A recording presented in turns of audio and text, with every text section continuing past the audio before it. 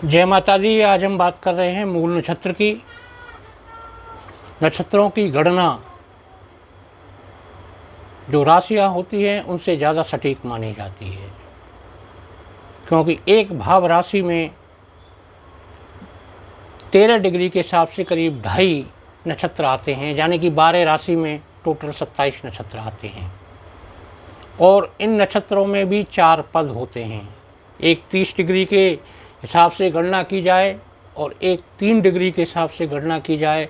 स्वाभाविक है कि 3 डिग्री वाली ज़्यादा महत्वपूर्ण और गहराई वाली होती है। मूल नक्षत्र गंड मूल नक्षत्र का एक हिस्सा है। हर ग्रह के 3 नक्षत्र होते हैं। बुध और केतु के जो 3 नक्षत्र हैं वो गंड मूल नक्षत्र कहलाते हैं। केतु के 3 नक्षत्र अश्वनी, मघा और मूल। वैसे ही बुध के अश्लेषा, ज्येष्ठा और रेवती। इन 6 नक्षत्र में जब बच्चा मूल नक्षत्र में जन्मता है तो वो सबसे ज़्यादा संकट देने वाला होता है। खुद का स्वास्थ्य, खुद का मानसिक विकास, इसके साथ परिवार के सदस्य, माता पिता या और भी मौसी या जो भी होते हैं उन सब पे प्रभाव डालता है। मूल नक्षत्र में जन्मे हुए बच्चे के लिए अवश्य उपाय करनी चाहिए। आप भले ही 5 और नक्षत्रों के उपाय करें या ना करें, लेकिन मूल नक्षत्र के उपाय अवश्य करने चाहिए। अब हम बात कर रहे हैं मंत्री पद की। मूल नक्षत्र के दूसरे और तीसरे पद में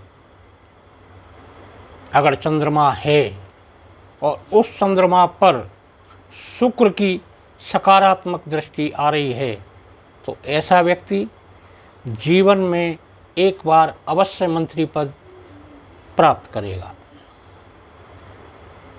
यह योग और ज़्यादा प्रबल जब हो जाएगा जब गुरु मकर और वृश्चिक राशि में ना हो, पहली चीज़। दूसरी, केतु अच्छी जगह पर स्थित हों, चाहे तो वो मीन राशि में हो सकते हैं, लेकिन अगर वो वृषभ राशि में हैं तो मंत्री पद तो फिर भी आपको मिलेगा, लेकिन कठिनाइयों के साथ। सरलता के साथ मिलने के लिए केतु का जो प्लेसमेंट है वो सही जगह होना चाहिए।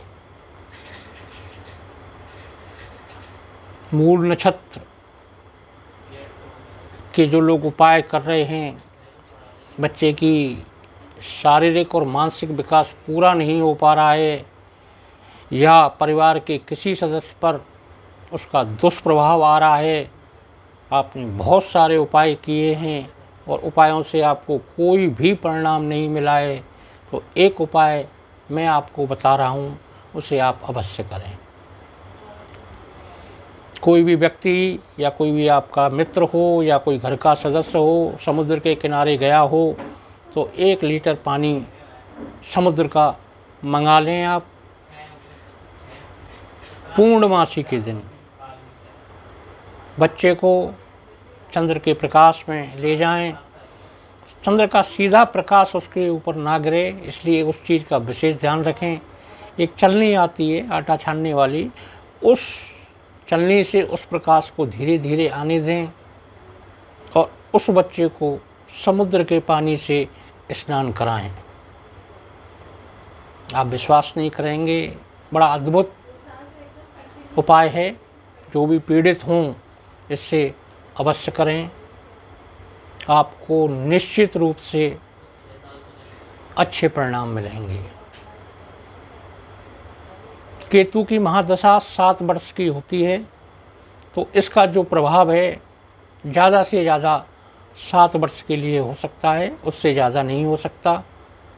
बहुत से विद्वान गणों की ये मान्यता है कि वो आजीवन रहता है, संभवतः उनकी विचारधारा है। मेरी व्यक्तिगत राय ये है कि वो 7 वर्ष से ज़्यादा इस चीज़ का प्रभाव नहीं छोड़ेगा। दूसरी चीज़ ये है कि केतु ग्रह की महादशा में जब बच्चा है तो अभिभावक उसे साल में एक बार पहाड़ों की यात्रा जरूर कराएं। इसके पीछे वैज्ञानिक मत भी है कि जो हमारा ग्रेविटिकल फोर्स है, जो सरफेस ऑफ अर्थ पे है, वो अलग होता है, पहाड़ों पे अलग होता है।